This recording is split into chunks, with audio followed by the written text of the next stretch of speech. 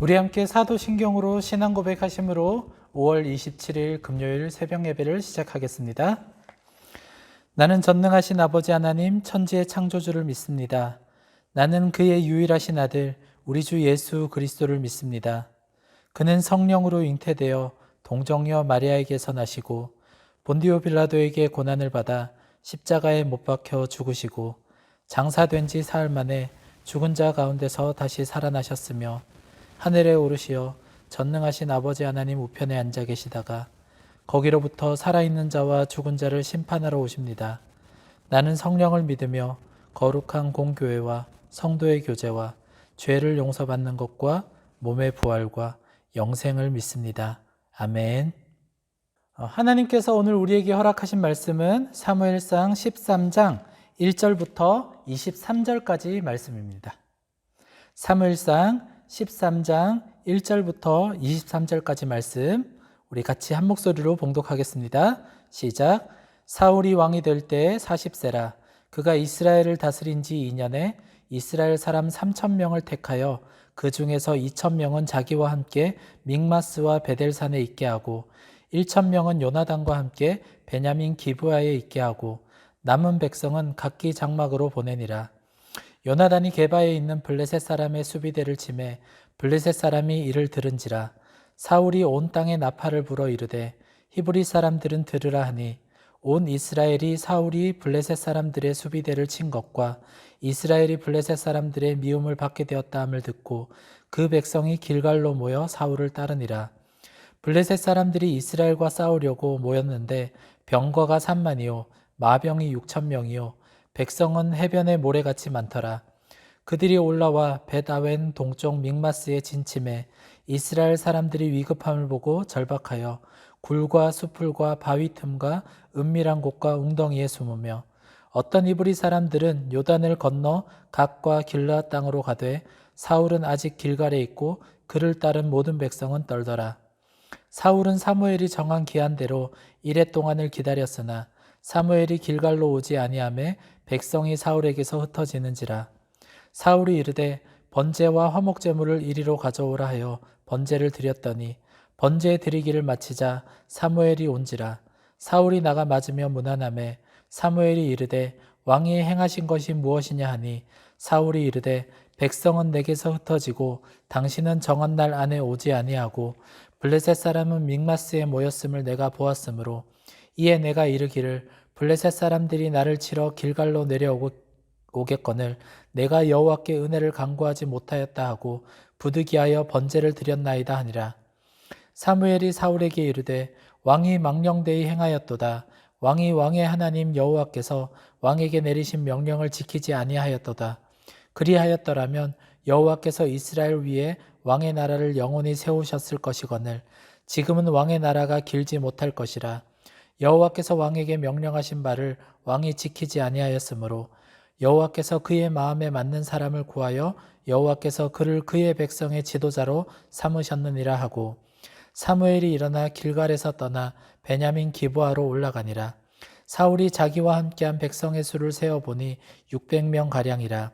사울과 그의 아들 요나단과 그들과 함께한 백성은 베냐민 게바에 있고 블레셋 사람들은 믹마스에 진쳤더니 노략군들이 세 대로 블레셋 사람들의 진영에서 나와서 한 대는 오브라 길을 따라서 수알 땅에 이르렀고 한 대는 베토론 길로 향하였고 한 대는 광야 쪽으로 스보임 골짜기가 내려다 보이는 지역길로 향하였더라. 그때 이스라엘 온 땅에 철공이 없었으니 이는 블레셋 사람들이 말하기를 히브리 사람이 칼이나 창을 만들까 두렵다 하였음이라. 온 이스라엘 사람들이 각기 보습이나 삽이나 도끼나 괭이를 벼리려면 블레셋 사람들에게로 내려갔었는데 곧 그들이 괭이나 삽이나 쇠스랑이나 도끼나 쇠채찍이 묻을 때에 그리하였으므로 싸우는 날에 사울과 요나단과 함께한 백성의 손에는 칼이나 창이 없고 오직 사울과 그의 아들 요나단에게만 있었더라. 블레셋 사람들의 부대가 나와서 믹마스 어귀에 이르렀더라. 아멘. 우리가 사무엘상 10장을 통하여서 살펴보았듯이 하나님이 사무엘을 통해 사울을 왕으로 세우실 때까지만 해도 사울의 모습은 어떤 의미로 별 볼 일 없는 그런 사람이었습니다. 가장 작은 지파에 속한 자였고 제비 뽑기로 그가 왕으로 지목을 당했을 때도 진보다리 사이에 숨어있던 그러한 소심한 성격을 가진 자였습니다. 사울의 이런 모습 때문에 사울을 왕으로 인정하기 싫어하는 사람들도 당시에는 있었습니다. 왕으로 세움을 받은 지 얼마 안 되어서 암몬 사람 나하스가 이스라엘을 모욕하는 그러한 일이 발생했습니다. 이스라엘 백성들은 이에 맞서지 못하고 두려워 울고 있었는데 이때 사울이 이스라엘 백성을 이끌어 암몬 사람을 경멸시켜 버렸습니다. 얼마나 이제 이 이스라엘 백성들이 생각하기에는 보기에는 대단한 그러한 모습이었겠습니까? 그래서 이 일로 인해 사울을 향한 민심이 높아졌고 더 이상 사울을 반대하는 자, 사울을 왕으로 인정하기 싫어하는 자들이 목소리를 내지 못하는 그러한 상황이 되었습니다. 백성들은 사울을 이 일로 인하여서 자신들의 진정한 왕으로 여기게 되었습니다. 오늘 본문은 사울이 이스라엘을 다스린 지 2년째 되던 해에 일어난 일이라고 본문은 설명합니다. 앞서 이야기했던 이 일이 있고 난 후에 얼마 되지 않아서 일어난 일입니다. 사울은 3,000명의 군사를 세 부대로 나누어 두 부대는 자신과 함께 믹마스와 베델에 있게 하고 한 부대는 자신의 아들 요나단과 함께 기브아 지역을 지키게 하였습니다. 그런데 이제 문제가 발생을 한 것이죠. 요나단이 게바에 있는 블레셋 사람의 수비대를 쳐버린 것입니다. 그래서 이제 이 열받은 블레셋이 이스라엘에게 전면전을 선포하여서 전쟁이 벌어지려고 하는 이러한 상황이 된 것입니다. 당시 블레셋의 군사력은 대단했습니다. 5절에 기록된 내용을 잠시 살펴보면 블레셋 군대는 병거가 3만, 마병이 6천, 일반 군인은 바닷가 모래처럼 많았다라고 합니다. 이런 상황을 요즘 사람들은 이렇게 표현을 하더라고요. 지렸다라고 이렇게 표현하더라고요. 정말로 블레셋 군대는 지릴 정도였습니다. 6절, 7절에도 뭐 비슷한 내용이 나옵니다. 6절, 7절을 보면 이스라엘 사람들은 두려워 숨고 요단강 건너로 도망하는 사람들도 생겨났다고 하며 사울을 따르는 모든 백성은 떨었다라고 이렇게 기록되어 있습니다. 이게 바로 지렸다는 것 아니겠습니까? 사울이 왕으로 택함을 받아 사무엘에게 기름 부음을 받았을 때 사무엘은 사울에게 이런 말을 했습니다. 사무엘상 10장 8절입니다. 너는 나보다 앞서 길갈로 내려가라. 내가 내게로 내려가서 번제와 화목제를 드리리니 내가 내게 가서 내가 행할 것을 가르칠 때까지 7일 동안 기다리라. 사울은 이 말을 기억하고 사무엘을 기다리고 있었습니다. 하지만 사무엘은 오지 않았고 마음이 급해진 사울은 자신이 직접 번제를 드리고 말았습니다. 상황은 늘 순리대로 돌아가지 않습니다. 사울의 번제가 끝나자 이 일을 기다렸다는 듯이 사무엘이 등장을 한 것이죠. 사실 사울이 번제를 드린 이유는 인간적인 생각으로 볼 때는 정말로 타당한 모습이었습니다. 일단 사무엘이 정한 기한에 도착하지 않았고 함께 사무엘을 기다리던 백성들은 흩어졌습니다. 블레셋은 이제 코앞에서 전쟁을 선포하고 언제 이스라엘에 쳐들어올지 모르는 이러한 상황이었기에 사울은 전쟁을 앞둔 이스라엘을 위해 자신이 생각하기에 최선의 방책으로 이 번제를 드린 것입니다. 사실 뭐 이것만 해도 어떻게 보면 대단한 것 아니겠습니까? 인간의 방법이 아닌 하나님의 방법을 택한 것처럼 보이는 것이죠. 하지만 이 일의 결과는 처참했습니다. 사무엘은 사울의 이러한 태도에 엄청난 저주를 퍼부었습니다. 오늘 본문 13절 14절입니다. 사무엘이 사울에게 이르되 왕이 망령되이 행하였도다. 왕이 왕의 하나님 여호와께서 왕에게 내리신 명령을 지키지 아니하였도다. 그리하였더라면 여호와께서 이스라엘 위에 왕의 나라를 영원히 세우셨을 것이거늘 지금은 왕의 나라가 길지 못할 것이라. 여호와께서 왕에게 명령하신 바를 왕이 지키지 아니하였으므로 여호와께서 그의 마음에 맞는 사람을 구하여 여호와께서 그를 그의 백성의 지도자로 삼으셨느니라 하고 아멘. 간단하게 이야기해서 하나님이 이제 너 버렸어 라고 하는 거예요.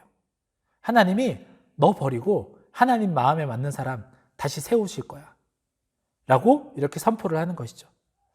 사랑하는 여러분, 우리의 믿음은 순리대로 진행될 때 나타나지 않습니다. 일이 잘 풀릴 때는 우리의 믿음이 정확하게 나타나지 않아요. 오히려 궁지에 몰려 있을 때 더 정확하게 나타납니다.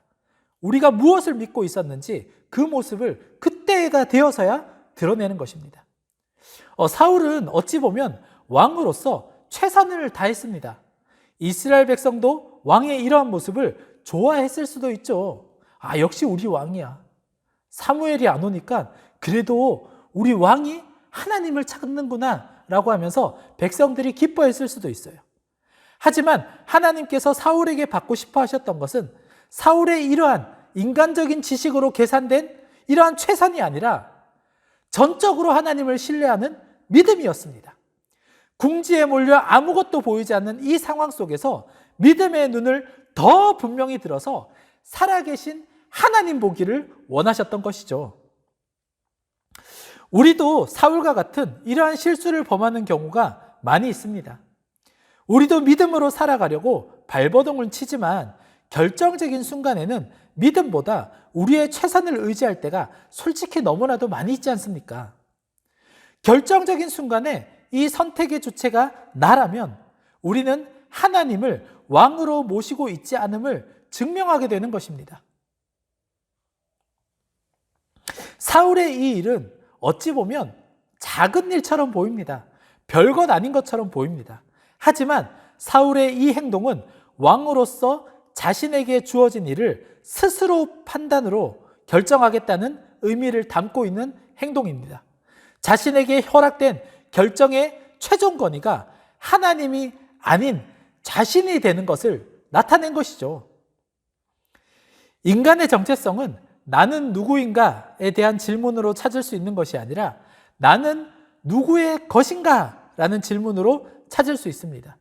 그리스도인은 철저하게 주님께 속해 있음을 인정하는 자입니다. 우리 인생의 결정권이 하나님께 있음을 인정하고 조건과 상황을 핑계대며 합리화할 수 있는 모든 순간에도 하나님의 뜻을 따르는 자가 진정한 그리스도인이라고 할 수 있습니다.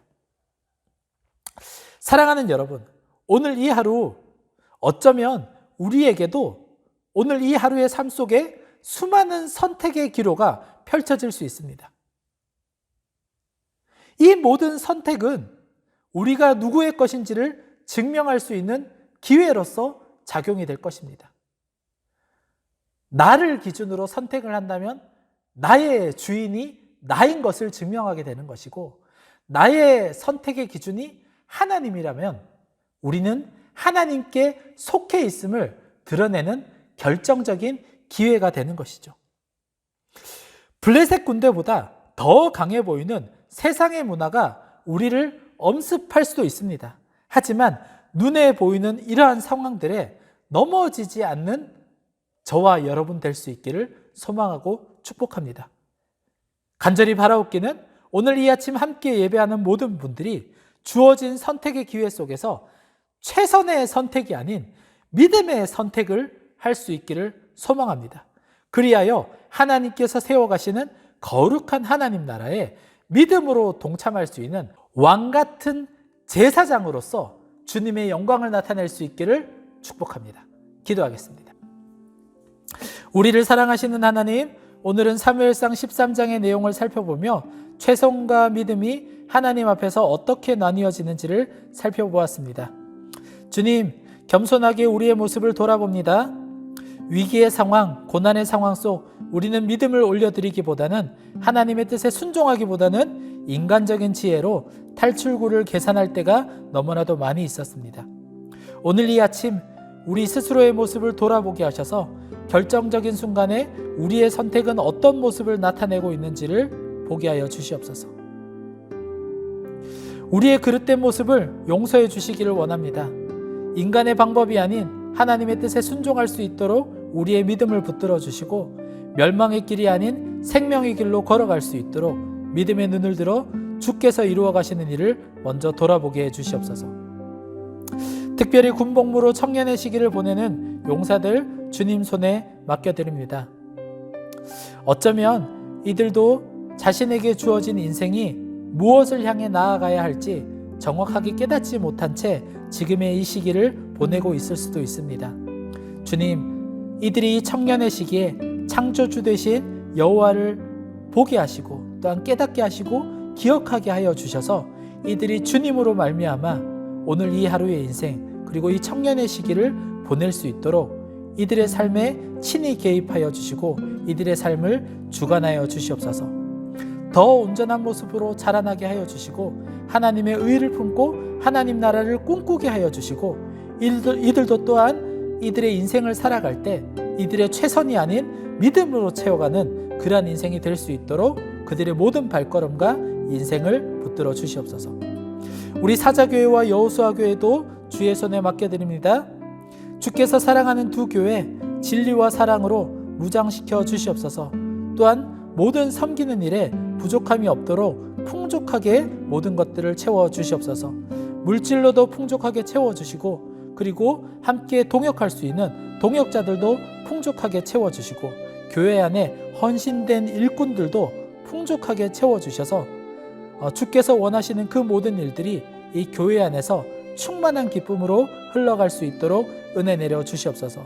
또한 두 교회를 통해 전해지는 모든 말씀들이 하나님의 말씀으로 선포되어질 수 있도록 사역을 감당하는 목회자들 하나님 앞에 늘 겸손하게 서 있게 하시고 예수께서 제자들을 끝까지 사랑하신 모습을 본받아 군복무의 짧은 시기 잠시 스쳐가는 만남이라 할지라도 끝까지 사랑하며 그들을 품을 수 있는 교회가 될 수 있도록 은혜 내려 주시옵소서. 오늘도 연약하고 자격 없는 우리를 불러주심에 감사와 찬양을 드립니다. 오늘 이 하루 우리가 이 인생을 살아갈 때 모든 선택의 기회 속에서 우리의 최선이 아닌 믿음의 선택을 이어갈 수 있도록 우리를 붙들어 주시고 하나님의 은혜에 합당한 모습으로 우리의 인생을 채워갈 수 있도록 우리의 믿음을 지켜 주시옵소서. 우리에게 허락하신 모든 삶 속에서 주께서 기뻐하시는 거룩한 삶의 흔적들이 온전히 남겨질 수 있기를 간절히 소망하오며 모든 말씀 예수님의 이름으로 기도드렸습니다. 아멘. 개인적으로 가지고 놓으신 기도의 제목이 있다면 계속해서 겸손하게 하나님 앞에 올려드리면서 자유롭게 기도하시다가 돌아가겠습니다.